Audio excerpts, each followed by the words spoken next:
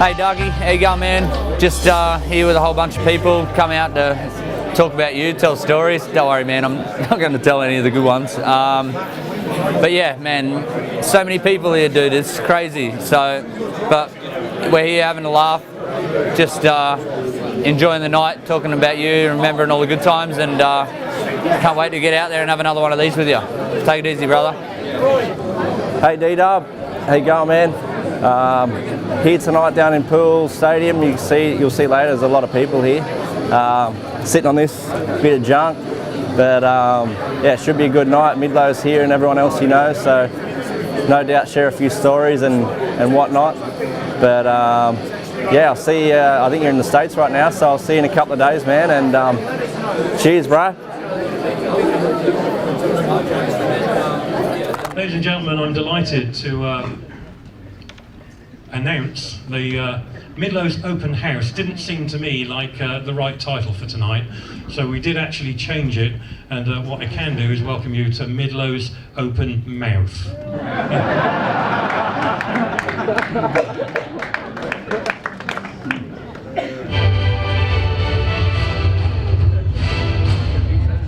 And that was the music that was supposed to accompany it. All right, well, no doubt, one of the first people that I'm going to introduce, of course, we know him as the Pirates team manager.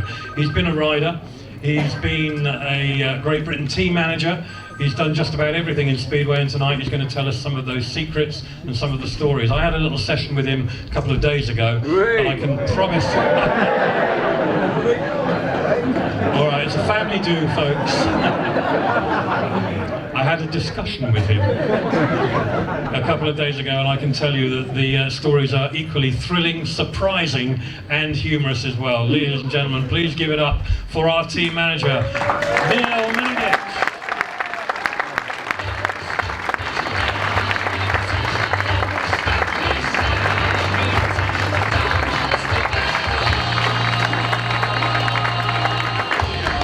Come and take a seat next to me. I'll just move that Darcy bike cover.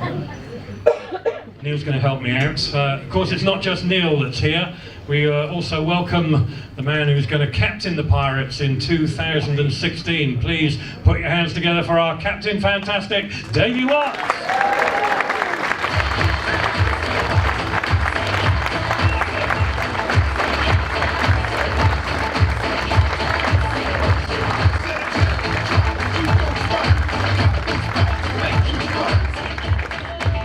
We'll be hearing a lot of that over the stands. Say captain, say what? And he is our captain. But of course, the last seat in the line is reserved for our number one, ladies and gentlemen, none other than the 2010 World Champion, 2012 World Champion. First mistake of the night, it's the Diet Coke. 2012 World Champion, ladies and gentlemen, Crest.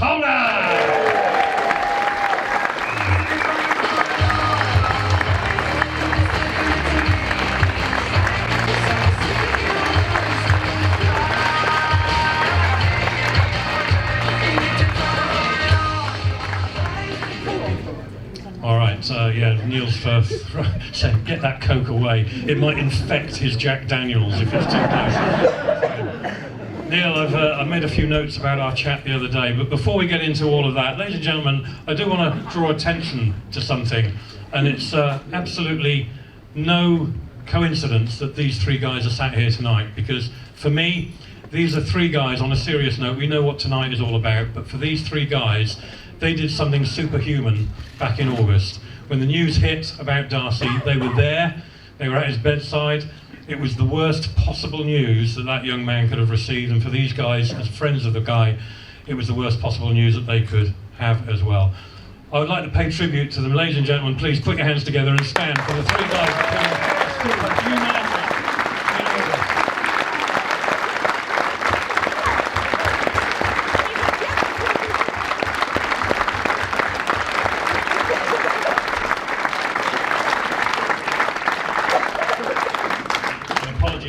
Because I didn't know I was going to do that, but I knew that you would like to pay tribute and acknowledge what they did.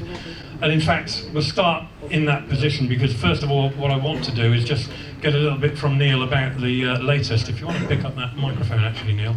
We don't have to share this one. Pop the switch up to the top. Hello. Yeah. So, Neil, I mean, I've spoken to Darcy recently. I know you're in touch with him constantly. Just let's have an update. Don't reveal where he is at the moment, because we'll come on to that later on. But what we do want, and he's not here. Don't think we've that surprise.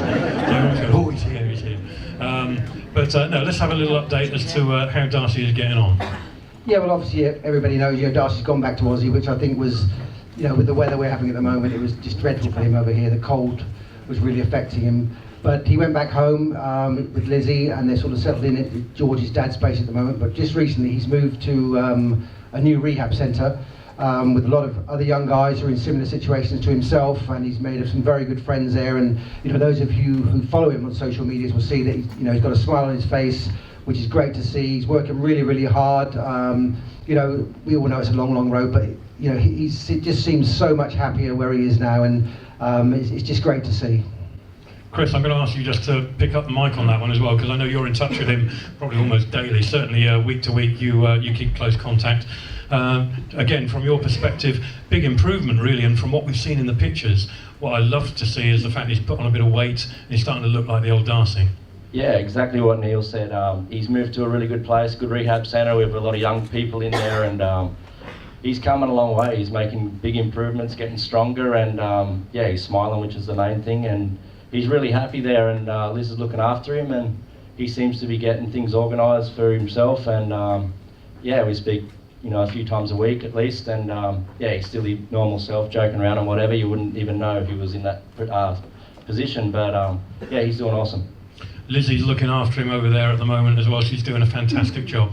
Yeah, you take your hat off to Liz. She's done awesome. She's his carer, his girlfriend, and all that kind of stuff. But I think she actually crashed his car the other day. So, so they're probably, maybe they're talking now. But they're all good, and she's taken to it like a duck to water, and surprised all of us three up here and everyone that's close to him. So full credit to Lizzie. She deserves everything she gets. Just bring Davey in and just say that I think all of us were probably most concerned about how he would cope with this mentally, but he's gone over that hurdle now, and it took a long time because it took a while before we could really sort of explain to Darcy the situation he was in. I think it's kind of embarrassing a little bit for myself at least, that it's probably taken me longer to get over it than he has. I went and seen him when I got back to Aussie, and took a pair of shoes out for him that a guy called Dan Linger sorted out, and had "Stay Strong" written on the back of them, and just for him. And he Liz put them on for him, and he sitting in his chair, and he said, "Oh God, these are comfy." And I really didn't know whether to laugh or cry. He's just got that typical Darcy attitude that everything's okay, and he'll just plug through whatever's in front of him. So that was really cool to see that he's dealing with this far better than I thought he would, and far better than I probably did. I will just pay tribute again, because one of the things which perhaps you didn't see, and it's a memory for me about Davey, in that week when we all regrouped, and it was a shocking time. The atmosphere around the stadium was dire. In the pits it was probably even worse, and I can remember I went into the pits and didn't really know what to say. What could I say to Chris, what could I say to David, what could I say to Neil? There was just nothing to say, and it had all been said. But one thing that will stick in my mind was that when everybody was going around sort of walking on eggshells a bit and not quite knowing why we were here and what we were doing and all the rest of it, and really losing the focus, I can remember little Max, Chris's son, was running around the pits.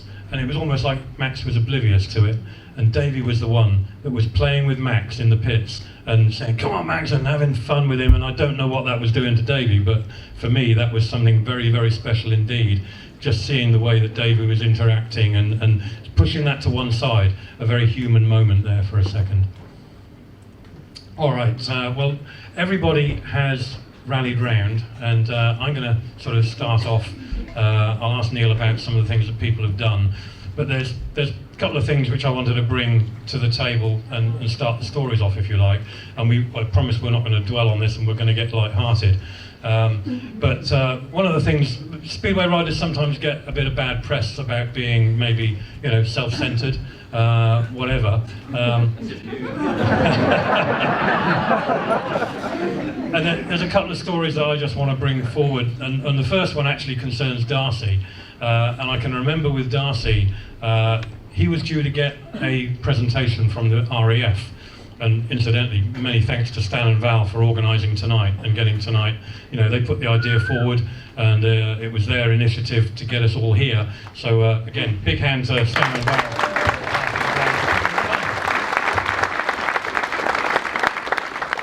But as you know, members of the REF, they constantly give money. They give, many of them give a monthly donation. Some of them come to our social evenings and our quiz nights and things like that. But it means that every year we give every rider 500 quid. And I can tell you without exception, every rider is bowled over by that. And there's a story about, first of all, for Darcy. I can remember going to get him one day, and it was a Sky meeting, and so we weren't able to do the presentation on the parade, because we get given a very finite amount of time that we can hold the parade, and sometimes you'll hear me gabbling through the names very quickly because we've got to get back to the pitch. Steve Brandon's going to have a heart attack and have a stroke if we don't get them there at 17 minutes past, and all the rest of it. He does everything with a stopwatch. So Darcy had to come out on the parade, or before the parade, and we were going to give him his £500. And we walked across from the pits, and Darcy was next to me, and he said, "Nigel, why are they giving me this money?" And I said, "Well, it's the Riders Equipment Fund. They give all the riders £500. He said, "But Nigel," he said, "they shouldn't be giving it to me. They should be giving it to the injured riders." And that was Darcy for you. Now, I never know whether that money actually went into his pocket or whether he forwarded it on, but it was very much on his mind, and I can tell you he was embarrassed almost. And I said, "No, everybody is given so that they can give something to you, and they've done that in good faith." But it was almost like he was embarrassed to take it because he felt that he wasn't deserving of it. And I'll follow that up again, and I'm not here to embarrass anyone, but it does need to be known. Chris, when he was injured, he was due his 500 quid, and Stan went round to see Chris one day, and well, it ended up almost with a fist fight. Because Chris wasn't going to have any of it. "No, I don't deserve it. I've only ridden half the season. I don't deserve this money, blah, blah, blah." Stan was insistent, "No, you're going to have it." And it was going to be a fist fight. Unfortunately, Chris at that time, I think he was still in the wheelchair. So Stan won. And Stan managed to get him to take the money. And I know that Chris was so grateful, as indeed everyone is. My last story, and then I'll get on to the guys, because you want to hear from them, not from me. My last story is one which particularly touches me, and it refers to our previous captain, Magic. Now, I think all of us had an affection for Magic. He was a very special guy, and one thing which illustrates, and I've never been able to tell this story before because he hasn't wanted it to be known, but I'm going to tell it tonight because it's the perfect venue to do it, and people should know. Magic met Gary Havelock for the first time. He'd never met him before, and he met Gary Havelock just before, I can't remember what meeting it was, but it was a meeting when Javi was going to be staying at Matt's house. Magic stayed at Matt's house all the time when he was in England. And Javi arrived the night before the meeting, so it was a Tuesday night. Obviously it wasn't racing in Sweden because Magic was there. And Javi turned up, and they were just sort of gassing around the table as they do, and being social. A couple of drinks were cracked, no doubt. And Magic met Javi and talked to him, and Javi obviously was in trouble. He'd got, no use of this arm. And Magic took that on board, and they talked for quite a long time. Most of the people went to bed, and Magic and Javi stayed up. And Matt told me that in the morning, Magic got up and he said, "That guy Javi," he said, "whatever I score over 7 points tomorrow night, give the money to him." Javi was told this on that night, and he said, Magic said that whatever he scores over 7, he's going to give you the money. Magic scored 14 points that night. And Javi rang Matt and he said, 14 points. He said, "I don't suppose," he said, "I know." He said, it was all in the heat of the moment. He said, I'm sure that, he didn't mean it, and please don't hold him to it, because that's exceptional."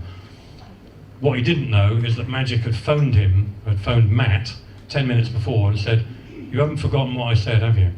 You're going to give him the 7 points. So that was magic for you.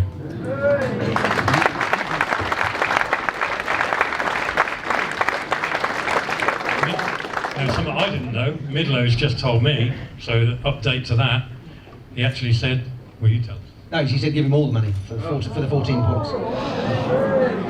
That's magic for you. All right. Well, anyone that's sponsored Magic, and David Adams will tell you, he is the most generous when it comes down to repayment and understanding about what people do. I know all these guys. They do appreciate the sponsorship that they get, and they pay back in spades with appreciation and the gifts. When I helped Darcy out, when I helped Davey out, he was very generous to me as well. So we all do it. And never say that these guys are self-centered, because believe me, they've got some big hearts there. Middlo, on the subject of Darcy, people have thrown in, haven't they, into the pot? I know you were telling me the other day about some of the other riders that have thrown big into the pot. Yeah, I mean, there's lots. I mean, Bartosz Szmarlik and Emil Savutinov, they gave their wages from a police meeting, which is a serious amount of money, believe me. It's sad that this has to happen, but the outpouring of emotion and the outpouring of generosity from the whole Speedway family, as I call it, we're all part of this family. It's been absolutely outstanding and amazing, and I can't thank you enough, and I'm sure Chris and Davey are the same. That it's just been amazing. I'm going to move on now, because I think we don't want to bring the evening down in terms of talking about the very serious subject. We're here to pay tribute and to raise funds, and we know what it's about. But what we do want to do tonight is have a bit of fun, and I'm going to start with Middlo, because in the discussion we had, Middlo, as you know, was a rider. And it actually not bad. Have your moments. It started off, he told me. In fact, I've got the DVD if anybody wants to buy it. National League Honours Championship, 1985, dropped 1 point to Dave Perks, and he was lucky. It's not a DVD. It's not a DVD, is it? It's a VHS. Well, it was a VHS, and it's a VHS. And then anybody who comes back to my place after Wednesday night for a couple of beers, they have to endure the National League Honours Championship. So if anybody comes back, you're welcome to watch it. From this part of the evening is totally, we've got no script, we're just, we're here having fun now. So ladies and gentlemen, these guys are going to take over in a minute. I doubt I'll get a word in. That's why I wanted to have my words at the beginning. But Middlo told me that actually his ambition to be a Speedway rider started when he was at school, when he was asked the question, what do you want to be and do as a career? Yeah, I mean, I'm sure, people of my age all used to go to careers, and you sort of sit down and say, what do you want to do for a living? And I said, well, I actually want to be a speeder rider. And he said, no, what do you want to do for a real job? I said, no, I want to be a speeder rider. And I think I was 15 at the time, and I was going to either major training schools at the time, and I went to, I think, 2 weeks in a row, and I went back to school, and they said to me, well, you're hardly ever here, it's hardly worth you being here, is it? And I went, no, fine, okay, good. And so I was expelled from school for going to either major training schools, but I never regretted it. In early days in the career, I mean, a lot different now, and I've got to think about the contrast, because the contrast for you racing then, and particularly when you would go out on the long jaunts, you went to Saudi, you went all over the place, didn't you, and trips to Australia, very different to what it is now. And I'd be interested to know the guys, what they think about what you used to do, because when you went, you struggled to sort of keep a living, really, whereas these guys go out on a commercial basis to earn a living properly. Yeah, I mean, they're superstars compared to me.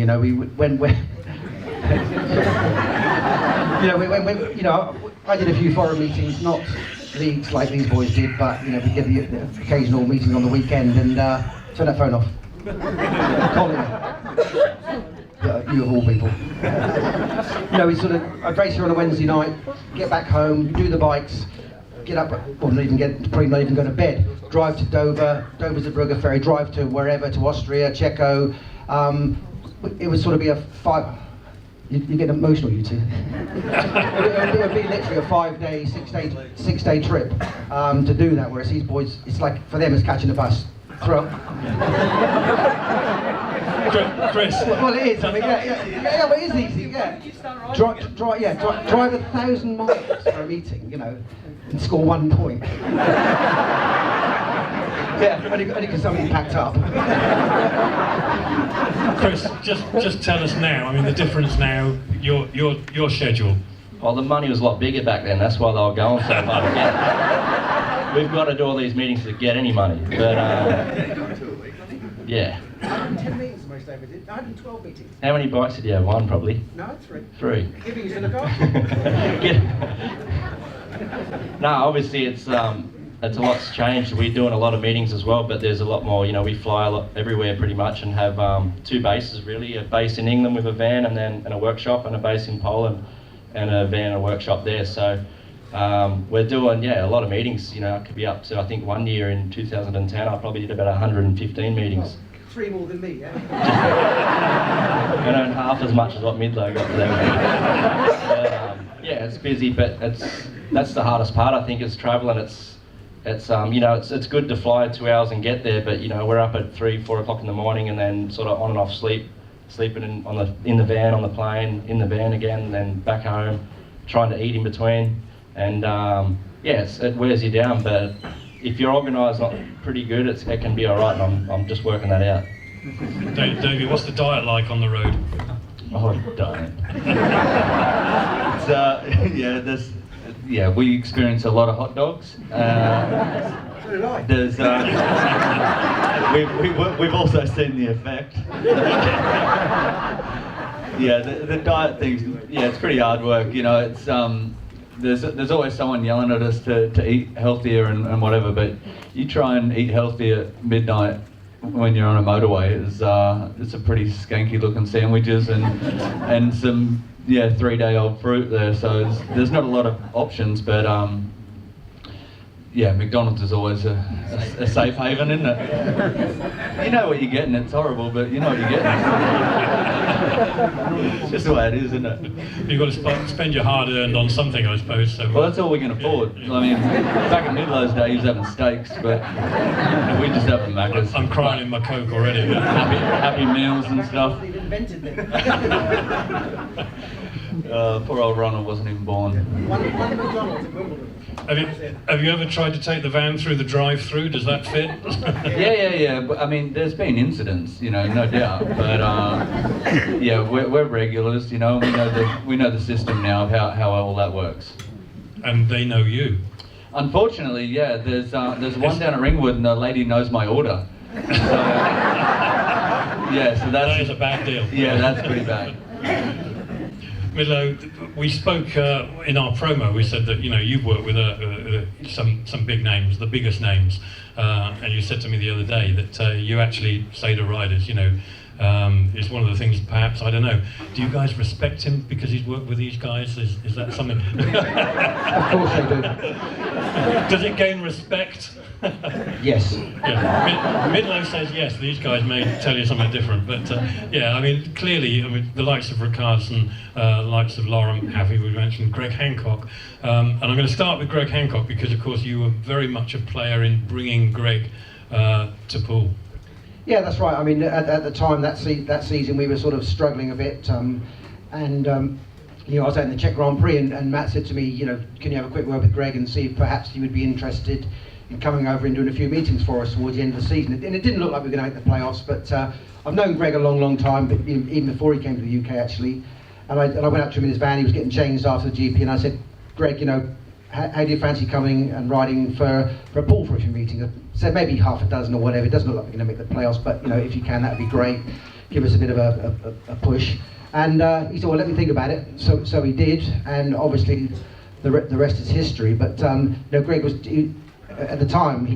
One of the things he'd never won was the league title, and I said to him, I will win the league title for you at Poole.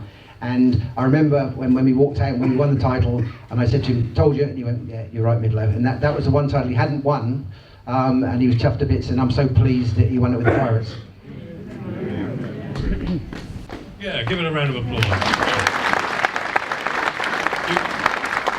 can applaud every time that we say the Pirates are the champions. Yes, it's nice. It's nice to see. I'd say like tonight, it's a great crowd. I mean, it's more than the Bellevue crowd for the final, isn't it? Those of you who are on the socials, I've got a battle going with some guy at the moment. I said he was criticising the Poole Stadium. I said, oh, well, good luck with the new one. I said, no, we need some fans to fill it. And Yeah, he didn't take too kindly to that. He's called me a few names, but anyway.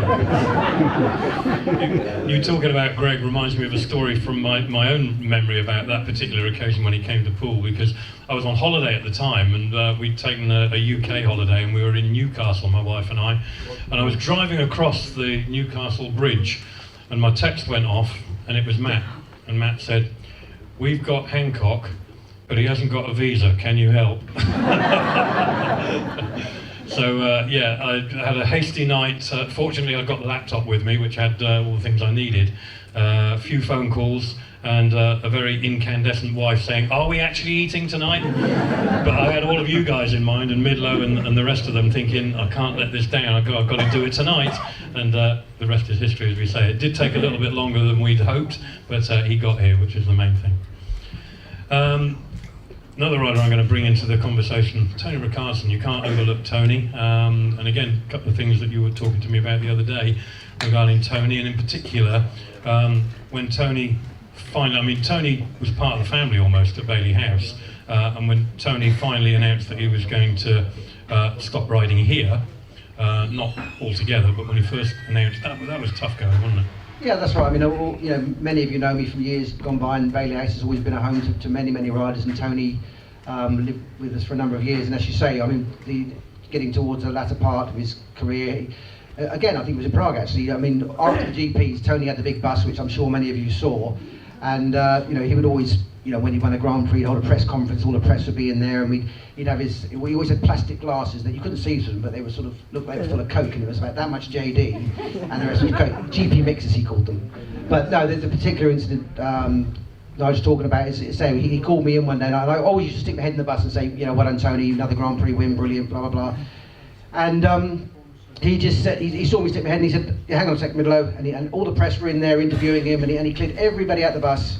And in the end, we just sat down, and he poured me a drink, and he said, "Middlo, I want you to be the first to know this, that I'm done, I'm finished, I'm finished with Speedway." And so that was kind of emotional for him to say that to me, but to work with him, you know, was indeed an honour. Tony was described perhaps as a perfectionist. I can remember once I challenged him and said that he was a perfectionist, and he denied it vehemently and said, no, he said, I'm the opposite. But we know different, we know that he was meticulous. Yeah, he was. I mean, I think, you know, I've had the honour to work with some great riders, you know, apart from Davey. You know,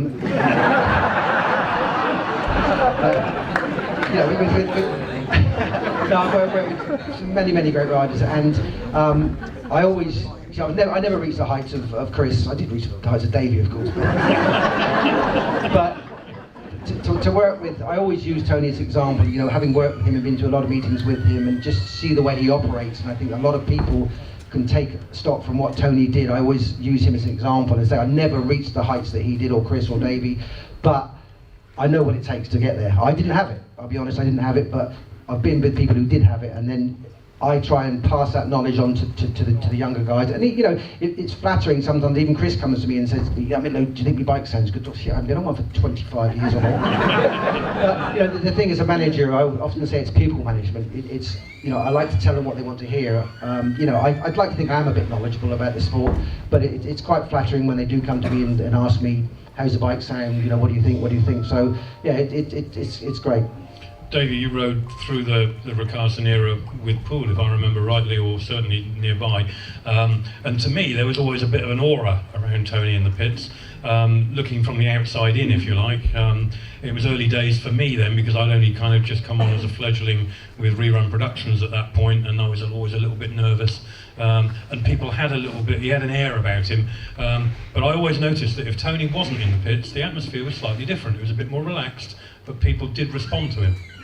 Yeah, I think though, you know, when I first came over, it was Tony's first year in Poole, 2001, and you know, Tony was, you know, he was so determined that you could actually just about see his determination around him. You know, it was he demanded determination from everyone else in the team, and yeah, it was you sort of, you're able to feed off it. You know, it was something pretty special. There's not a lot of people like that in the world, really, not just Speedway, but you know, people that are so highly motivated. Yeah, that was really cool, and you know, I got to race with him. I think 2 years later, I think it was, I was racing for Poole, and God, you know what? I don't think I've ever been as nervous as when I made a start in front of him, and he was my teammate. And the guy was so fast and somehow managed to make his bike louder than everybody else's. It just felt like a truck was about to run through you. And he was just so aggressive, so determined, so everything, all at the same time. And it was really, really cool, you know, I felt like I'd beaten Tony, you know. It was, yeah. In your dreams. Well, I did it. Yeah, have a look at the program, man. There's 3, all right? Tony Rickardson 2 + 1. He gave it to me, all right. This is an insight into the kind of conversations that go on at Bailey House at night. Hey, that's just breakfast. Chris, I mean, you followed Tony in the World Championship stakes. Was he an influence on you? Yeah, for sure. He was. I remember watching '94. I think was his first one, because we were really good friends with Craig Boyce at the time. So, and Boyce was third in a runoff to win it. So we were all going for him, and then this guy in a purple suit with like checkers cleaned him up in the final, or in the runoff, sorry. And being in Australia, you don't really get to see too much apart from some Grand Prix and things. And then his run of world titles and wins since then was unbelievable. Really, it's I don't think anyone's gone close to it, or even will probably get close to it for a while. Maybe Darcy for sure, 100%. He would have probably been the one there, but out of the guys now, I don't think so. He was just a step above everybody. I think it's so level now, and anyone can win if they got the right gear and everything underneath them and whatnot. But growing up, he was the man. And even if my first time I met him was at his farewell here at Poole, and like Davey, I was so nervous, and I was hoping I wasn't going to race him, because I was hopeless and I didn't want to crash or whatever. But just to be around him, I probably said 2 words to him, but was too scared to even say anything. But he was a genuine guy, and Middlo knows him really well. And I met him a few years, or a lot of years later, at Lee Adams' farewell in Mildura, and and it was so cool to hang out and just be away from Speedway and just be himself and whatnot. And he was someone that I think every rider looked up to. For sure. I'm going to go back to Middlo again, because Tony, we've talked about, was meticulous, and that was very evident. And there was 2 contrasting stories that Middlo told me earlier on this week, and they concern another rider who, surprisingly, because his image was not for him to be the meticulous star that he was, but Middlo did tell me that he was meticulous. I think you know who I'm talking about. Yeah. Yeah, talking about Michael Lee, who, again, I worked with Michael, I raced with Michael, and then, I mechanic for him a few times in the World Finals, and, Michael got a bad rep, probably rightly so for some things, but he was absolutely meticulous. His preparation for World Finals or for big meetings was absolutely amazing. I mean, people just thought he jumped on a bike. He wasn't natural. He was another Darcy Ward, Kelly Moran. He didn't have to work at how good he was, but he did. His father was a very good tuner. He was way ahead of his time as far as tuning engines. I won't bore you with all the details, but he would sit up all night working on his engines. That's what he would do. And again, if he'd applied himself, I think in his book it was said that I said to Michael one day, you give me, cheers, Dave. Most unexpected. Cheers, give me. Thank you very much. Yeah, cheers. No, I said to Michael one day, like I said earlier, I never made it, but I said to Michael one day, you give me your talent for a year, I said, I will make you a lot of money. But sadly, Michael fell by the wayside, but as Nigel said, very, very meticulous. And you can't say look up to Michael, because he was a bit of a wild child, but he was very, very good, and his preparation was second to none. And like Tony's and those people, that you get out what you put in. Well, despite that preparation, there was one occasion though when I know that there was a very contrasting story. Yes, I had a phone call from Reg Fearman, my friend Reg. You're allowed to boo at this point. And he phoned me up and he said, Michael, he couldn't get Michael. Michael had been working very hard for 3 days. You know what I'm talking about? For 3 days, and we couldn't get him awake. And he had a golden helmet match race against Eric Gundon at Cradley. So I shot over to Verwood, where Michael was living at the time, and Michael was comatose. So I eventually managed to wake him up. I got his bike, put it in the back of the old Citroen Safari, we used to do in those days. give him a Marlborough, cup of coffee, sat him in the front seat, fell asleep, drove to Cradley. I got there, got the bike out, did the tyre, got it all warmed up, said, Michael, you better get changed now. He's still asleep, so we go, he gets changed, goes out, blows Gundy away by 2 races, said, can we go home now? Gets back in the car, sits there, falls asleep. I don't even think he remembered it. That's how good he was. I mean, it was just amazing. But got home, unloaded everything, but there, I don't even think he remembered it. That's quite some revelation. That one stuck in my Don't repeat mind. that, by the way. That's just between us. Between us and I mean, preparation is everything, as you mentioned, and one of the guys I'm going to mention again, who, again, supremely prepped, and another meticulous guy, a Poole legend really as well, Bjarne Pedersen. Yeah, Bjarne, again, I think that something on the show this, isn't it? It's great. Do you want a word in a minute, boys? I'm doing okay. No, Bjarne, I think... yeah.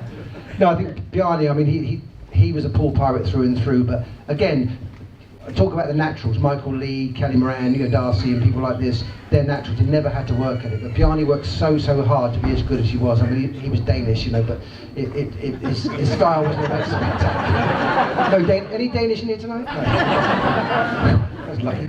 But he worked very hard to be as good. He was trained hard, whereas, Darcy, Kelly, they just go and have a couple of beers and just roll out of bed at 12 o'clock and jump on the bike and score 15 points. But again, I use Bjarne as an example to some young riders and just said, if you want to get somewhere, you need to work as hard as Bjarne. His equipment was good, his preparation was good, and he was a proper speeder rider. He won a Grand Prix, never made world champion, but he got the best out of what he had. Let's go back to Chris for a moment, and I'm going to talk about another guy who's dedicated to Poole Speedway. He doesn't ride a bike, and at the moment he's somewhere skiing, I believe, because our promoter Matt Ford. And I'm going to ask Chris, because I'm sure you've had more than your fair share of conversations with Matt, whereby Tuesday night is always the day that Matt dreads, because it's the phone call saying, picked up an injury, whatever.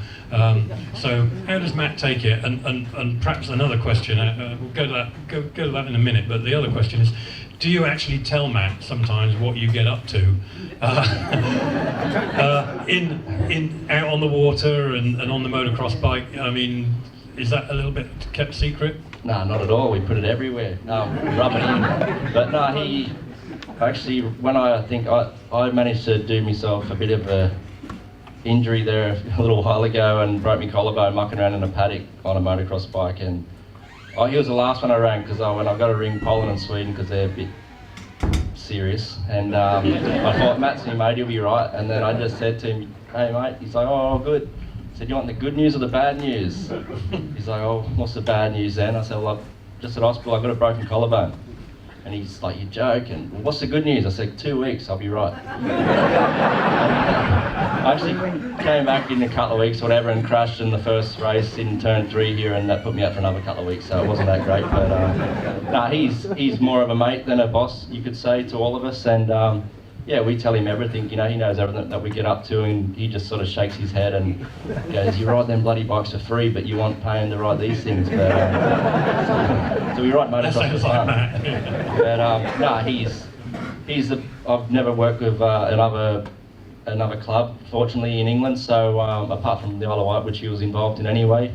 But yeah, I wouldn't want any other guy, he understands what we do and what makes us tick and makes us happy, so he lets us get on with it as long as we do it within reason. Darcy unfortunately was the one, when we do go motocross and we'd say, listen, don't jump that, don't do that, and then sure enough the red flag comes out and look for a yellow Suzuki, and he's up on the jump with his helmet broken, and go and see him, and was complaining that he had a broken collarbone as well, but he had a broken wrist, and we all thought, can you do this? I'll be right, man. Put him in the car. And we drove back from Salisbury or somewhere, I think it was, and me and Waddy were in the front and he was falling asleep. I was like, did you hit your head, man? But he was alright. We're saying, nah, it's not broken, mate, it's not broken. Your collarbone maybe, but if you got a broken arm, there's no way you're sleeping. sure enough, he broke it in a couple of places, his wrist and his, his collarbone. And there was a great photo going around for a while. He stretched a groin or something. That mightn't have been a motocross incident. But the classic was, got him to the hospital and did all his thing, and he had some good drugs in him at the time, and we were just trying so hard not to laugh at him because he was spaced out with a couple of injuries, and we're trying to be serious and go, you know, we've got to call Matt because this is before the season starts. And yeah, Matt wasn't too keen on that one either, but what did we buy? We bought a bottle. Yeah, we bought a bottle of JD for a bit of safe. A peace offering, you know, just to cushion the blow. But yeah, he wasn't really impressed with that one, and we toned it down a little bit, maybe for a couple of weeks, but then it was back to normal, and luckily we've been all good since then. I've heard that Matt's actually immune to JD, so you might have had to buy two to make any progress. Davey, you've ridden for other promoters, obviously in England, so you know the difference, and you can speak about Matt and how he is. Really? Yeah, look, Matt's. I met Matt a long time ago, and I won't tell you how long because I feel old, but. Excuse me. Yeah, and he was a friend before he was a boss. So and really he's stayed a friend, you know, throughout that whole time. So I've been quite lucky, you know, and he, you know, I'm sure that a lot of other promoters would have probably taken the news of, you know, like Chris was saying when Darcy crashed. That was a day after press day, I think it was, that Darcy crashed, and you know his little rider was injured before our first meeting. Matt took it pretty well. I mean, I think he sacked us. I'm pretty sure he sacked us when I was standing out the front of the hospital telling him. But then obviously, yeah, like Chris said, we went and bought a bottle and went around and had a little chat, and we're all okay. Yeah, it wasn't. Yeah, it's not as bad as you think. But he, you know, he calmed down and he took it well, and he sort of saw the funny side of it all, and you know, and we went on to win the league that year. So win the league. It's been a little while since Nigel said it, so I thought we needed a cheer. Yeah. So look, he's always been a mate. So much so that. If you remember a few years ago, or maybe it was that same year, later in the year, just about semi-finals time, we went motocrossing and Doyley did his shoulder, remember? Yeah? That was just down the road, and that was pretty funny actually.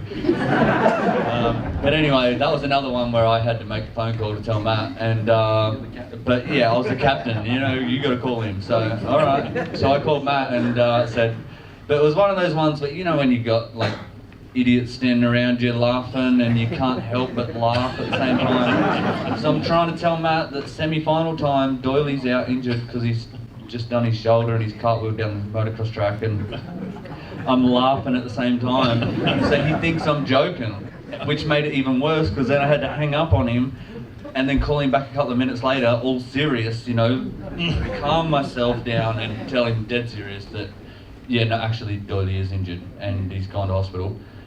And then he was really upset because he thought I was joking, and it got really bad, that one. You know, semi-final time, he's pretty on edge most of the time anyway, so to get the news that we'd been out riding for free and got injured, he didn't take it so well. But that's just the way Matt is. He's, you know, he has these little moments where he flies off the handle at us, but he's got a heart of gold, and you know, he's done such a great job at the club. Everyone, you know, has the respect for him, and it's not just the riders. I know all the, you know, the fans and everybody. You know, they know how hard he works, and not just working on his hair, but working at the track. You know, and he works pretty hard on his tan, clocking up frequent flyer miles. But yeah, he is a good guy. And you know, he's got long-time friends, and you don't have them if you're a prick. Wise words indeed. And we won the league. we're moving on apace, and I'm conscious that we do want to take a break before we get into auctions, and I'll talk about a link up which we're going to get with Darcy. But I'll perhaps before we break. Middlo's worked with Matt the longest out of the three up here, and it's been a continuous relationship since Matt took over the club. And Matt and Middlo have the dubious privilege of travelling together to away meetings, and I'm always curious as to what the atmosphere might be like in the car on the way back, all the way from Manchester or wherever it's been, and it hasn't gone well. Yeah, it's not great. Yeah, I mean, I think all the years I've been manager, I think Matt has probably driven once, on the way home when I've got really tired, because I'll drive there, and coming home's not a problem. I mean, when we win, we're all very happy, and we actually, I'm an old 70s boy, so I get the Barry White on, and we're all singing all the way down the road. But if we lose, that's a different story. We sort of analysing who we're going to fire and who we're going to bring in and everything. And I mean, there was one particular story years going back to Tony Ricardson. And Matt and Helen, his now wife at the time, and we'd been to Ipswich, and first race, Tony Ricardson actually blitzed it. I think he broke the track record and won it by about half a straight. Went out and banged in like 3 lasts, I think it was. I'm not sure exactly. So anyway, I'm thinking that I'm really not happy about this, and I'm driving back. I wouldn't even speak to Matt, and I'm thinking that Matt's been trying to manipulate the average. Not that we ever would, of course. So I haven't spoken one word to him on the way back home, and Matt, I live in Stirling, as most people know, and Matt's up in Broadstone. I've got to Wimbledon, and I've actually turfed him out the car. I've told him and Helen to get out, and they had to catch a taxi from Wimbledon back to Broadstone, because I was so angry at the fact that Tony had this bad meeting. And in fact, Tony the next morning came and said, Middlo, I swear to God, I just had a bad one. I went, okay, but yeah, so I turfed Matt out the car, and he loves that story. Nice one. Well, I'm going to take a break at this point, and it won't be the last that we're going to hear from these guys, because we've got another half of the show to come, when you'll be able to ask your own questions. It'll be question time from the floor, so you might want to have a think about what you'd like to ask these guys, and they're up for it in the second half. So we're going to take a break for 10 minutes or so. I'll just update you as to where we are now with Darcy. During the course of the afternoon, well, first of all, the surprise to me was that somebody texted me yesterday and said, did you know Darcy's on his way to America? How are you going to get hold of him? And so it was news to me, so I immediately texted Lizzie, and she said, yeah, she said, I surprised Darcy yesterday. We're going off to San Diego to see motocross, which I think Chris knows a little bit about. In fact, instead of him being in Brisbane, where I thought he was going to be getting up early in the morning to talk to us, Brisbane.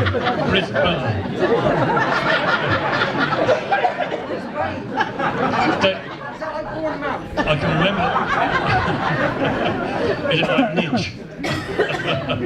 Nidge, yeah. Instead of him being in Brisbane, where I thought it was going to be about 7 o'clock in the morning, he's actually in California, where it's a much more palatable time of about lunchtime. And about an hour and a half ago, he was having his lunch. So I'm hoping, and I think originally I was going to call him, but he's now saying he's going to call me. So I think that's how it's going to work. So at some point, and it's going to be probably at about 20 past 9, I'm going to be trying to pay attention to my phone. And apologies if it's a little bit flaky, but that's the way it's going to work.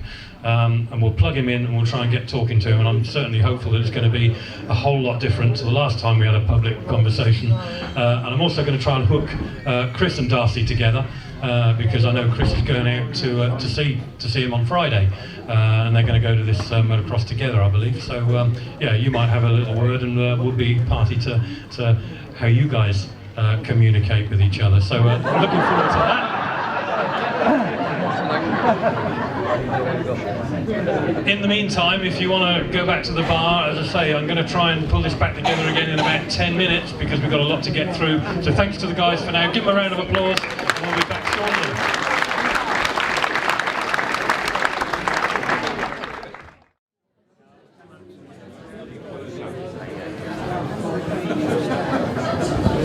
Hi Darcy, welcome back to Poole Speedway. How about this for an evening just for you? We've got the bike here, we've got Middlo, we've got Chris, we've got Dave Watt, Nigel's going to be blasting their ears out tonight. Everything we do tonight will be just for you. Darcy Ward, the number one. Hiya Darcy, I work for a home care company and one of my customers, Sam, who's 85, gave me some money towards your rehabilitation. He's been a big Speedway fan all his life. He's no longer able to come due to ill health. He just wants to wish you, Darcy, good luck for the future. Thank you. Hi Darcy, we're all down at Poole Speedway thinking of you, wish you were here. It's going to be a great night. Nigel's got everybody warmed up, ready to go, and everything's in aid of you. So hope you're getting well, and we hope to see you soon. Darcy, can you hear me? I can hear you. I'm going to try it without the lead, but try it with the microphone instead. Darcy, first of all, delighted to hear that you're up and about in California. It's a hell of a way to have to get up or to get out of getting up at 7 o'clock in the morning. Yeah, my life's not so bad, is it? And the sunshine is sunshine's good out there. Yeah, it's very good. It's actually probably better than Stratford, to be honest. It's not so humid. There's a bit of a breeze and it's a bit more relaxing. So we've only been here today and we still have to check in the hotel. No seats. We're panicking. We're trying to get into the hotel as quick as we can. Tell us a little bit about what you. Yeah. I hope it didn't hurt your ears like it did mine. Darcy, just try and tell us a little bit about what you're going to see over there, what you're doing.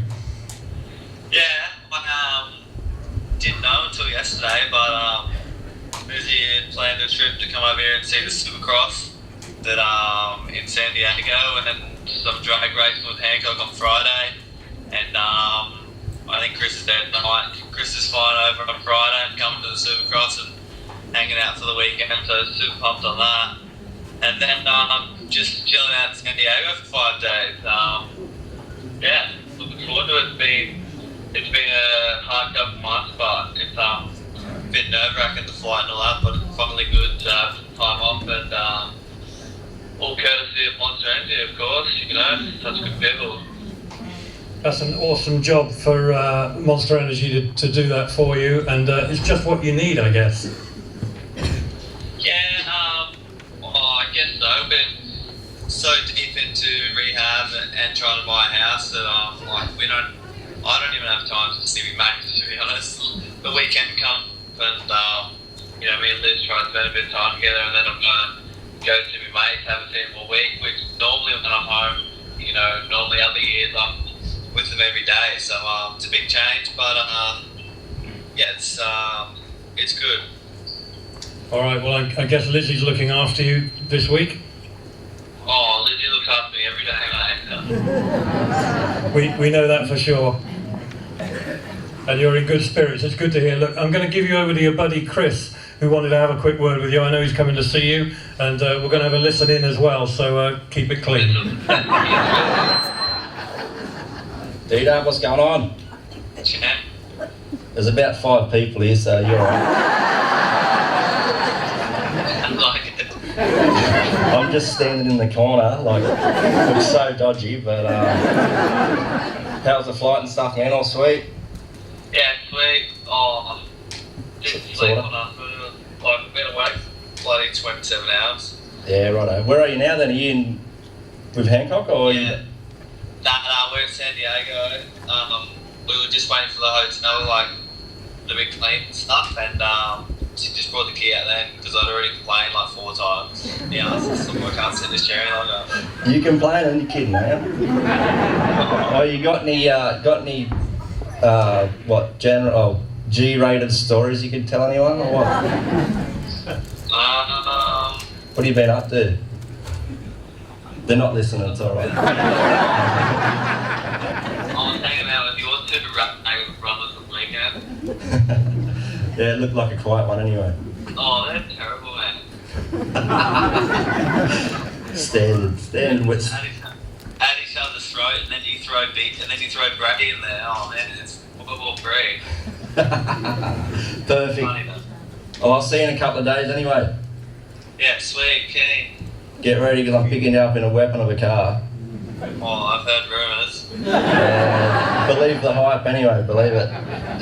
Sweet. You'll hear me coming. All right, man, I'll let you go. I'll speak to you later on. Yeah. See you. All right, Darcy, I'm still here, and we've got this horrible. I'm not sure if that's something Chris has eaten. That's what I call a fart, mate. Yeah, you're good at that. Yeah. I guess you'd know. Darcy, there's a lot of people here with a lot of love for you, and we're delighted to get together here in your honour. You got anything you want to say to them? Oh, just thanks. It's been, nearly 6 months, and no support's job done for Crest would be crazy. I don't know what to say. Even same with the Saturday, Speedway's not so big in Australia, but the chat we had, and even some of the people that were there, right, even Sully, no one knows, but old Ryan Sullivan, who I never got along, I did get along, but I didn't. How that works.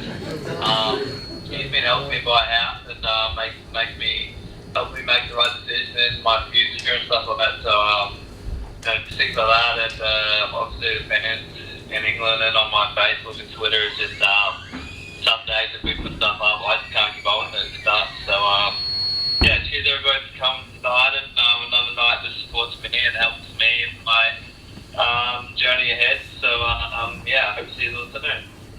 It's good that you've got some people there that are going to be around you, in particular Greg Hancock. I know that you enjoy hanging out with Greg. Yeah, apparently we're going on to the drag races Friday, and I'm sure there's maybe three, or maybe I think just two. Bill and Will will be there, the young boys. They're a good laugh. I don't know if they're Swedish or American, so that'd be funny.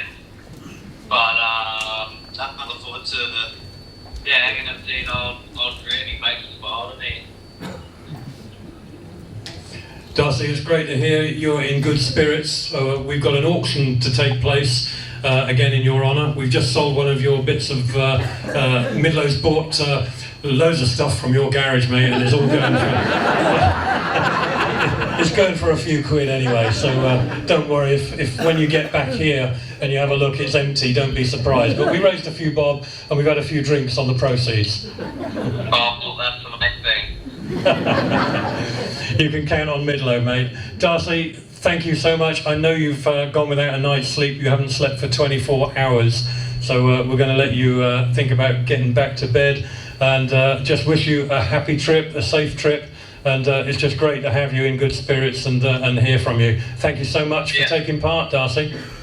No worries. Thanks to you, Nigel, and Middlo, and Chris and what he did for organising all, when we posted about you guys. So cheers, and hopefully I'll keep updated on Twitter and everything on how the trip's going. So let's speak soon. We'll keep in touch, mate. Take care now. Bye bye from everyone here, ladies and gentlemen.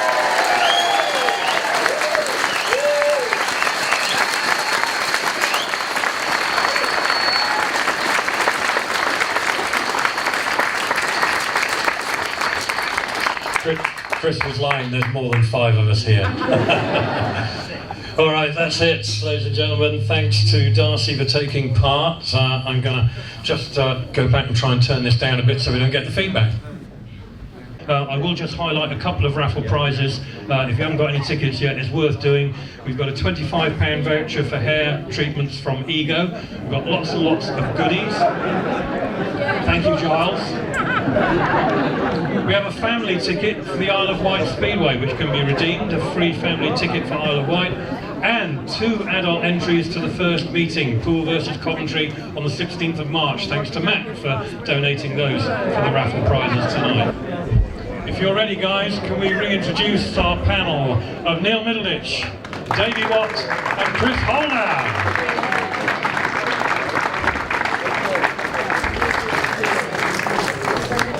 Actually, at that point in the presentation, those are the pictures that I should have been showing when Darcy was on the screen. But never mind.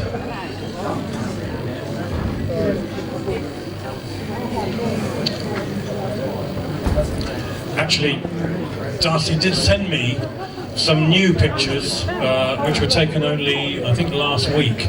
So I'll pass on from there, and it'll go to, that's the latest. How good does he look there? That's a bit more like the Darcy that we've been used to seeing, and great to see him putting a bit of weight on and looking his old self there, looking with a smile on his face. So great to see, and thanks to Darcy for sharing that with me. There's about 3-4 pictures in the loop, which I'll just leave there for a little while. So in the meantime, ladies and gentlemen, I did promise you that we'd take questions from the floor. So if anybody wants to be brave and start us off with questions for either Neil, Davey or Chris, or all of the above. Anyone? All right, Steve Shovlar. Are we going to win the league again this year? That's the most predictable question that anyone could ask. Are we going to win the league again this year? Yes.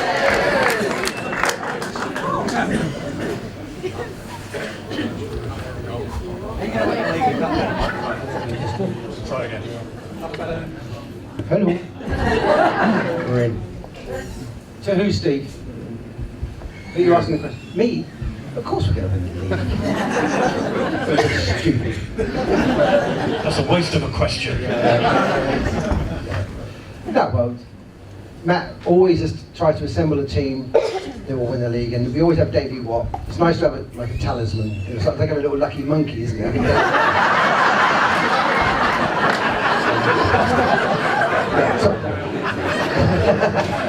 But go back quickly to what Dave said. When he first came over, I always remember we had a press day out here, and it was March, freezing cold, and this guy came up and stood next to me, had a pair of shorts on and a t-shirt. He was almost blue, and that was David. That was the first time I ever met him. Still stupid.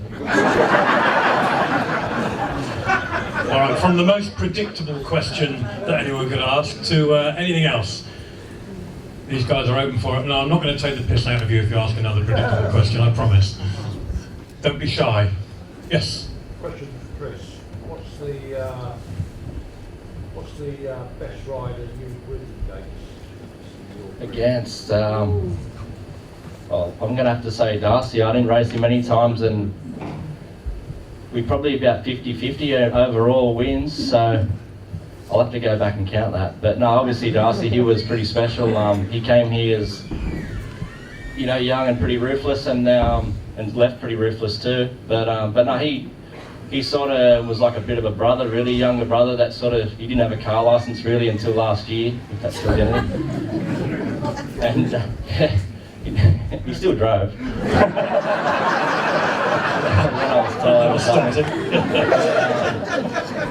But yeah, for him to come here as how he was, and to develop into what he developed into, was pretty special to watch and to be a part of. And I think all three of us up here watched it all unfold, and knew he was pretty good. And even when he first came, he used to shoot himself going into the first corner. I don't think he held it on over the start line for about a year nearly, and still give him crap about that, because I don't think he shut off after that for the next 5 years or whatever it was. But yeah, it'd have to be Darcy. He was a one-off, and yeah, he was pretty special to all of us. I seem to remember Darcy didn't want to be in Heat 1.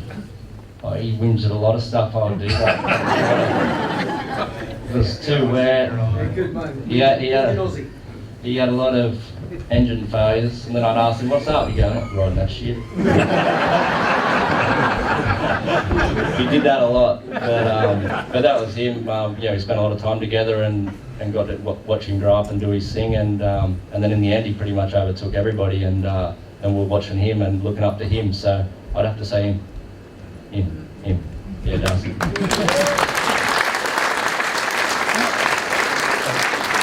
A tribute that I can make to Darcy was that, I worked with Briggo, Barry Briggs, quite a bit, and Briggo phoned me up one day and said, "I'm coming to Poole tonight," and I said, "Oh, brilliant, I'll see you over there." He said, "Yeah." He said, "I want to come because I want to watch Darcy." And I thought, for Briggo to come all the way down and say, "I want to come and watch Darcy," that speaks volumes, doesn't it? And I bet you probably asked Darcy, who's that bloke? You have to explain to him, and they go, okay. Questions, anyone? I can come to you. Let me come your way, and then everyone can hear the question. That's why we don't have a lead on mic. It's one for us oldies. One for Neil. Ken or Neil Middleditch, who's the best rider? If I had a pound for every time saying, "We'll never be as good as your dad." You'd have £4. But he never won the National League Riders. Thank you, Dave. Thank you for that. I appreciate that.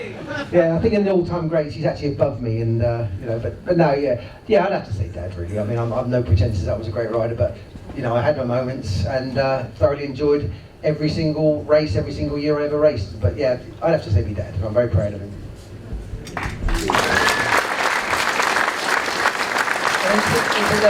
My dad turned 90 in October, bless him.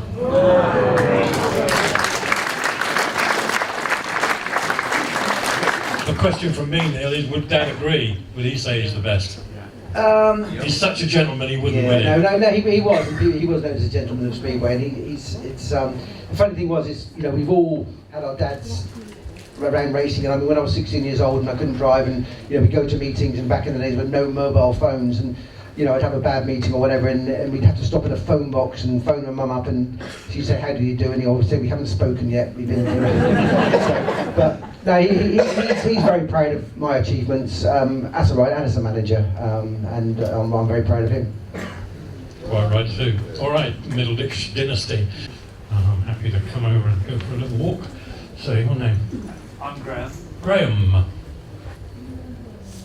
This is one for everybody. I'm going to declare my principles that I started watching Speedway at Sheffield in the 1960s, and I hated your dad and Tony Lewis, who were burgling points all the time.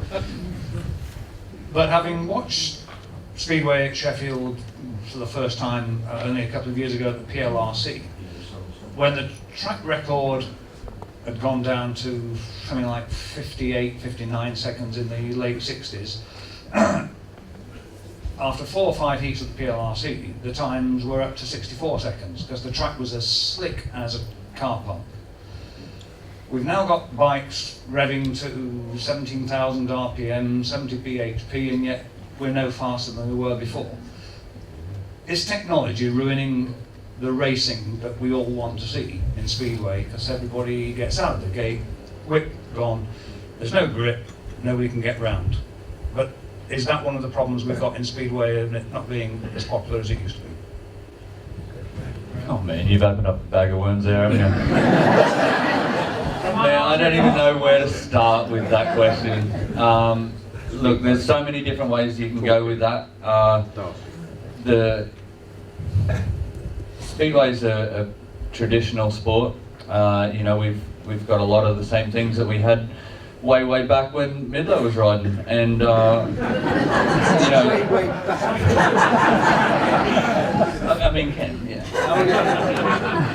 and the bikes rev a lot more, and you know, there's so many things that have changed one way or another. And like you say, the times are either similar now or whatever. I mean, you know, Per Johnson still had the track record at Reading, you know, and Greg Hancock was riding there, and he, you know, Lindbach still got it here, like Neil said, and you know, sometimes we make advances and sometimes we don't. You know, there's been a lot of change with engines in the last few years because of the silencers. We've had regulations on noise and all that. Apparently reducing the noise by about 3 decibels makes Speedway quiet and acceptable. I don't understand it. It's a loud sport. I didn't really understand that being just a little bit quieter is going to help anything, but it's meant that Speedway bikes have had to change, and they are extremely difficult to ride now. They're a lot different than they were years ago.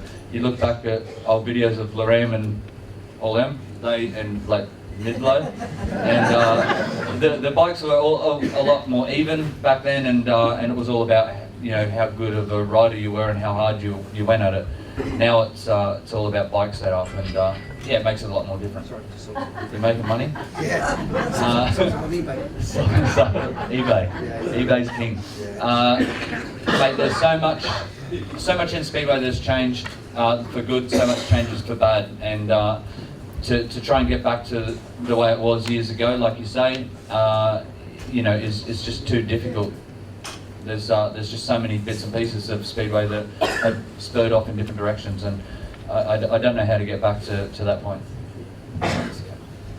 I think the biggest thing for us, obviously never really racing back in the golden days or whatever, is the bikes are, with Middlo, the champ, the bikes are so much more difficult to ride.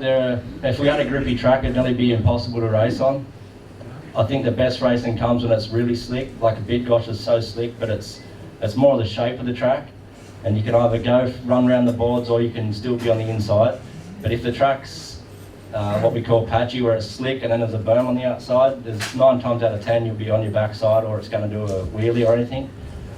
You only got to look at Darcy's crash. He didn't do anything wrong. It's just the bike just hooked up on nothing really, and just took off, and that's pretty hard to deal with. It's even difficult to race really close to someone, because in the back of your mind there's a good chance it's just going to take off at any minute. So I think the slicker tracks, obviously not stupidly slick like a Bellevue or something, but a slicker track is safer for us. That's the bottom line. It can't be super grippy, because the racing won't be any more exciting. It'll just be crashes everywhere. I think Kings Lynn's okay because it's grippy everywhere, but the racing up there really isn't that good all the time. It gets better when the track gets slicker. We can set the bikes up now to work better on the slick or race for that little bit of dirt, but I think how the bikes are, a grippy track is just, you can't do it. It won't handle it. There's no chance. Yeah, I think what Chris says, I think obviously, he talks about Poland. I mean, for those who've been to Poland, I've only been to Poland, I've been a lot of times, but for league matches, the tracks are so much bigger, and you have a bit more room for error. When you get to places like sort of Bellevue, as Chris says, and Lakeside and places, you've got a split second to make that decision, and if you get it wrong, you're in the fence. That's the difference. And I think, going back to what Dylan was saying a moment ago about the racing, we're all Speedway fans. That's why we're here. You've got 15 heats. You're going to get good races. You're going to get average races, and you get rubbish races. But that's Speedway. It's like you don't sit and watch 90 minutes of football and it's absolutely riveting for 90 minutes. You get good games, you get bad games. And Speedway's the same.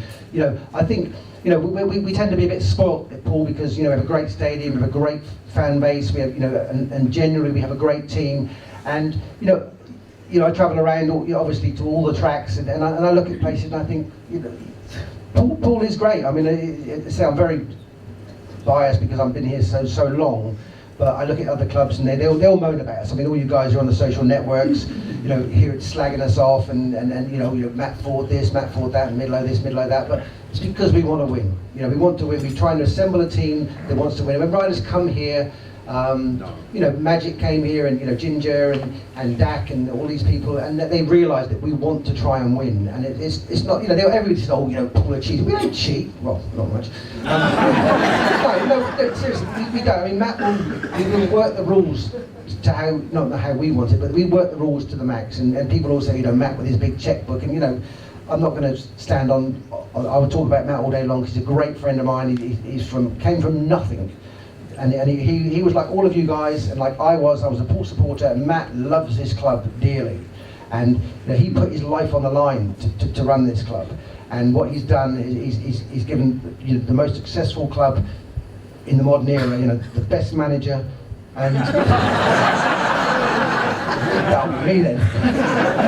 But no, he works very, very hard to do, and I think what Chris says, I mean, I'm not riding anymore, but he knows the setups, but you're always going to get bad races. You're always going to get boring races, and you've all, when you go to pubs and you have a drink and people say, I'm into Speedway. Oh, that's boring. That's first at the gate wins. It's not always that way. Yes, it is sometimes, but you get some great races, you get some average races, and you get some crap races. But at the end of the day, we all love this sport. We're here because we love this sport, and we all come to Poole because we love this sport. And that's the bottom line. Is football. Yeah, I'm not a footy fan. I appreciate a good game, but to me, Speedway is my sport, and what these guys do, they've been doing for years and years and years. And I think, I don't know if I said it before, but Carl Fogarty, a very famous superbike rider, he said the bravest motorcycle riders are Speedway riders, and that's these boys.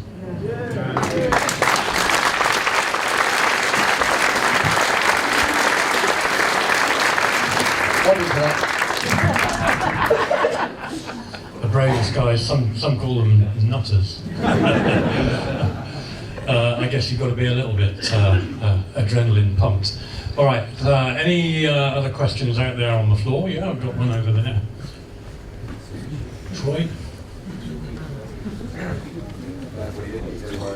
This is the Crest. We see a lot of Brady Kurtz and your brother Jack. Obviously Brady making the Poole side this year. Will we see Jack and Chris racing together at Poole? I hope so. You know, Jack came over last year for the first time, and it's a big learning curve. You know, you're on your own on the other side of the world. He's lucky to have me and my partner to look after him when we're there. And it's all about, you know, the Premier League and stuff like that. It's more of a stepping stone to understand the system and how it works. It's a lot different to anything we're used to back in Australia, that's for sure.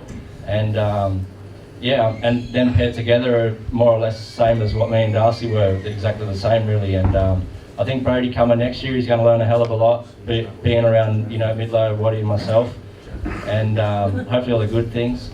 And I'm sure Jack, if he keeps going, progressing like he has been lately, there's no reason why he shouldn't or why he couldn't make it here. But yeah, that'd be really cool to have, you know, them two in the same team.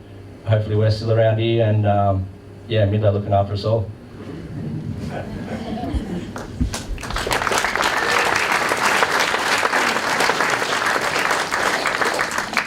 So we've got plenty of time, I believe. We are just over, but I'm happy to stay as long as you're happy. The guys are happy to answer your questions. Nick?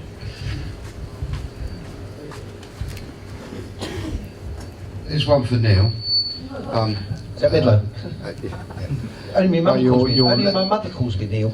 Yeah, I know. Your legendary National League Riders Championship. 1985 Coventry, great meeting. Do you not think Stan Bear was robbed? Stan Bear was no. For those of you who didn't see it, Stan Bear, who was a great friend of mine, lived with me at the Bailey House. He actually ran the back of me in one race, but you know, the rest is history. I won it. And in fact, I've got the medal in my pocket if you want to see it. Davey's seen it. You seen it, Chris? Yeah. Yeah, of course I've seen it. Yeah. Yeah, he knows the commentary off by heart. Don't be shy, anyone? Yeah, just a question for Neil.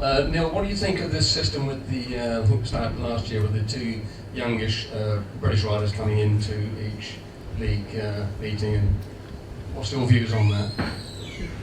I'm a great believer in bringing English riders on. I mean, but I think, I don't know if the fast track was the answer, I really don't know. I think that, you know, don't want to keep going back in the day, but I think that you need the guest system when you could bring riders in. I mean, when I was racing, you know, back in the day, you know, I was riding for like Oxford, Exeter, Poole, and you could get these meetings. I mean, it's all different now with the averages. It's so governed by that. But you know, anything that brings young Brits on, I'm all for. And I think, you know, obviously Carl Newman has proved it. You know, Starkey and people like this. It's been and I always said it even before the fast track that reserves will win you meetings. And I think last year and the year before certainly proved it. I mean, Kyle has been an absolute, you know, legend for us. You know, I mean, Chris and Davey obviously do their jobs. Well, Davey not quite as good as Kyle. But, you know, I think, you know, they're very, very instrumental in the league, and I think, what I say is, whatever's good for British Speedway is great. I mean, you know, the Aussies, I mean, you shake a tree and an Aussie falls out of it. You know, and, you know, with Brady's living with me this year or last year, and your young Jack coming through, it'd be great to, you know, to work with them. You know, I'm looking forward to it. All right, looking for any more questions, if you'd like to raise a hand. Neck braces, some of you lads wear neck braces, some of you don't. With the Darcy incident, would it have made any difference? I don't think so at all. I think he was just really unfortunate the way he fell, and you know, he hit the fence at a rate of knots and in the wrong direction. You know, he hit it pretty square. It's like nearly riding head first into something, and it's, you know, there's guys in Supercross, motocross that some wear, even the top guys, some wear them, some won't. And that same weekend Darcy was injured, there was a Supercross guy in France that broke his neck, and he wore one, and he's worse than Darcy. He's broke higher up, but I think it probably does help you in certain places, but at the end of the day, you're going to hit something that hard, something's got to give, and whether it breaks there or more up or down, it doesn't. I don't think it would have really mattered with him. And same with like knee braces. We wear knee braces, and your knee, it saves your knee, but then you break a leg. Like the force has got to go somewhere, and I don't think at all that would have helped him. No chance. Okay, floor's open again for any further questions. If you weren't in Speedway, what do you think you'd be doing? Great question. Unemployed.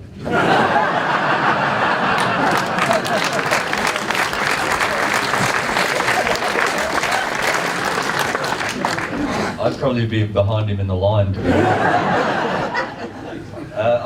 you know what? I don't really know, because I had no idea about any other future career path other than riding a bike, because that's all I ever focused on. That's all I ever wanted to do, all I ever thought about. You know, when I was at school, it was only just to fill in time in between weekends till I could go riding again. So it was, there was nothing else I really wanted to do, and yeah, it's lucky I'm half okay at it.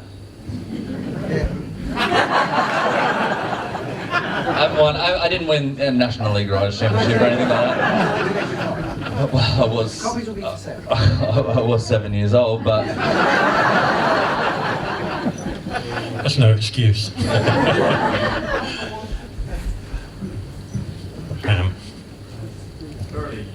Don't you think, though, that in the sport that you do, it's very dangerous? And what really gets my goat is these bloody footballers. They get lots and lots of money, and you get pittance. I'm afraid it's true, though, isn't it? Yeah, you're right.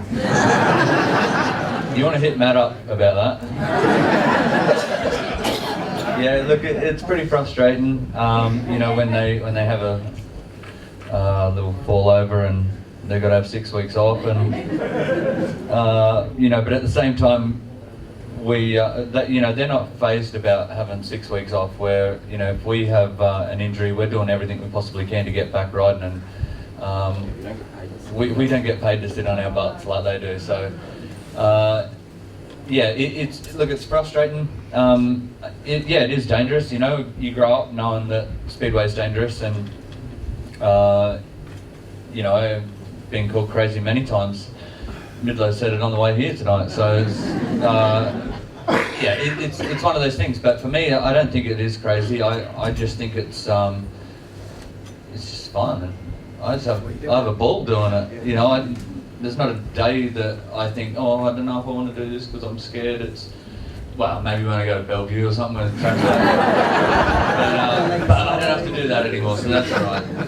No, yeah, it's dangerous. Yeah, of course it is. But you don't think about that. You sort of block it out. And I actually got asked this question a couple of days ago about how Speedway riders reacted after Darcy crashed, and if we looked at things differently. And the thing is that when something major happens, like what happened to Darcy, you obviously you know, reevaluate everything. But it's something that's been in you for a long time. You know that Speedway is dangerous, and you accept it.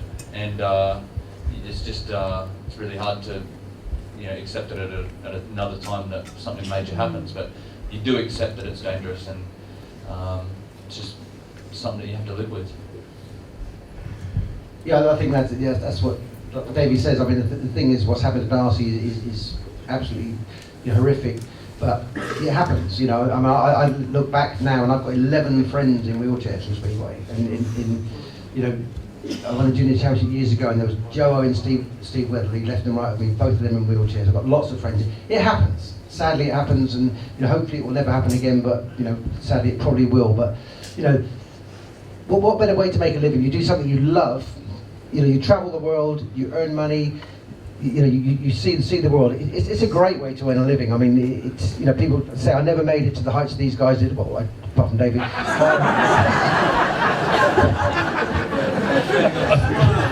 Middlo, you won the league. Yeah. You won the league. But no, there is no better way to make a living, to earn a living for however many years we're involved in the sport than racing bikes. Once a racer, always a racer. Yeah.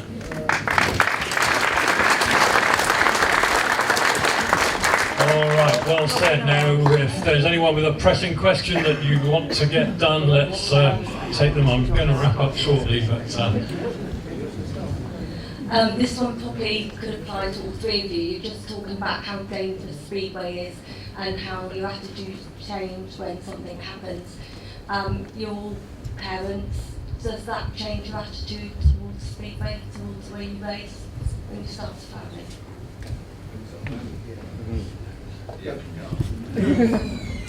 Yeah, for sure it does. Firstly, it affects us more than any, like yourself, as more than anything, and then, you know, with the whole Darcy situation, that was affected a lot of people, and to have to go and ride again and carry on the next weekend, and then for the rest of the season was extremely tough for all of us. And yeah, you go home and see your kids or your kid or whatever, and yeah, it hits home even more then, and especially when it's a good friend and he's been around, and you know your little boys asking, you know, what's the matter with Darcy or whatever. You know, it's a tough thing to deal with, because you're always reminded of it, being so close with him. You know, wherever you go, you have to answer questions for how everything's going, which is no problem, but it's always there. And probably the biggest thing for us is to see him happy and enjoy, and you know, seems to be back to himself for what I can see. That makes me feel a lot better, and that makes me crack on and want to do it again and want to keep going. So as long as he's smiling, then you know, I'm sure the whole Poole team will be happy too.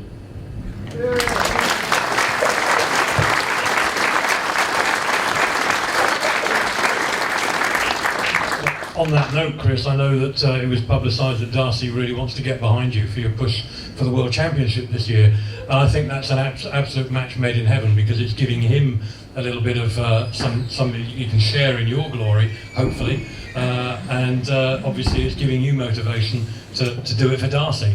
So it couldn't be a better scenario. It could be better, but yeah, obviously it's the next best thing, and you know, he's still involved, he's still asking, you know, questions about bits and pieces, and yeah, it's definitely a big motivator. Nice, it was good to read that. Okay, anyone else before I close? Yes, at the back. I'm going to try and get to you, if I can. Sorry, would you do me the honour of handing up? Do you ever think there'd be a prospect for a women's league in Speedway?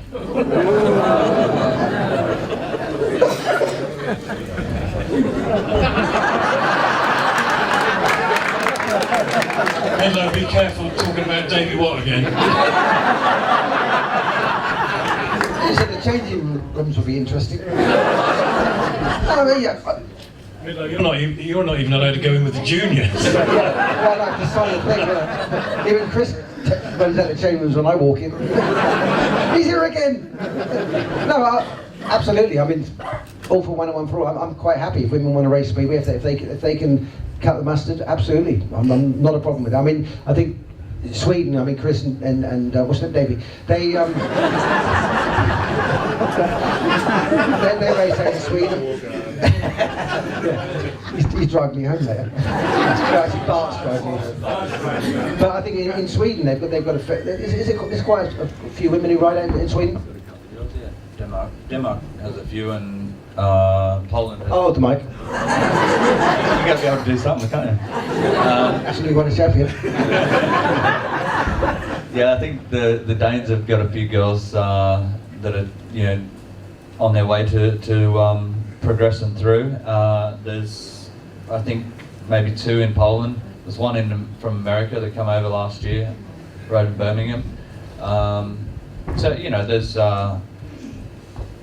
opportunity, and just like there's opportunity for everyone else. So, yeah, I'm not going to scream girl power. It's, you know, it's equal rights. So, you know, if you want to come and race, and get your bum on a bike.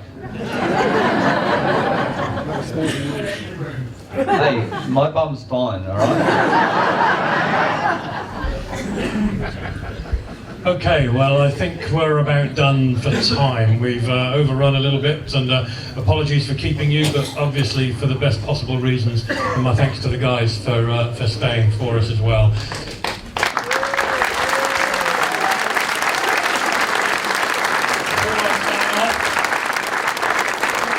Before I sign off, let me just say you've been outstanding. evening tonight. I did a quick tot up a moment ago. The auction has raised probably just shy of £1,000, so that's a great effort. Up there on the bike, taking photographs with the bike, we were able to put £250 in the pot. So well done to all of you.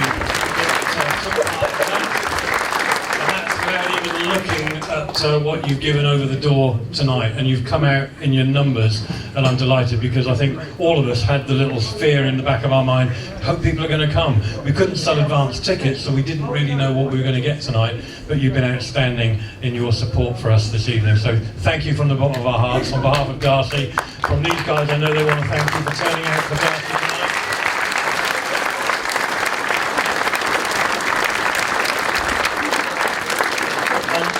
As far as the Darcy Ward Foundation is concerned, I know that there's news will be coming out in due course, but hopefully the Darcy Ward Foundation will be establishing itself as a much more visible presence, and you will be able to go to a specific Darcy Ward Foundation website in the not too distant future, and you'll be able to read all the news about events past and events coming up in the future as well. But for now, certainly keep an eye on the Poole website and we'll be able to report to you how well we've done tonight. But I just know it's been fantastic. So thank you again, everybody. But first of all, thanks to Crest, to Davey and to Middlo.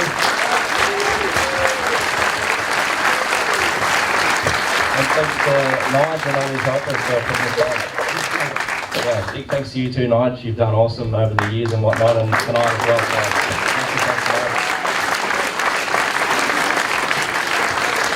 Yeah, I was going to say exactly the same as Chris said. I mean, Nigel. Yes, I was. Have I mentioned the National Riders Championships? No, Nigel. You know, you all see him out of the centre green. He's an announcer. That's what you think he is. But Nigel is so huge behind the scenes, helping with all the visas and all the dramas we've had with Darcy and all you know, over the years. He's been absolutely brilliant. He has been a legend, and I want to thank you, Nigel, very much for everything you've done for us.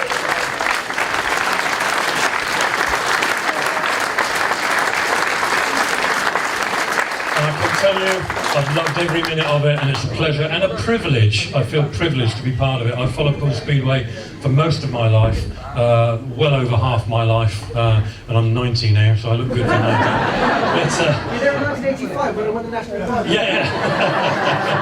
Yeah, that was the year I had off. But no, it really is a privilege to be serving with you guys and to be part of the team. So thank you for allowing that to be part. Thanks again, folks. I'll send you on your way, and a nice feeling in your heart that you've given something very, very special tonight for Darcy Ward. Ladies and gentlemen, thank you.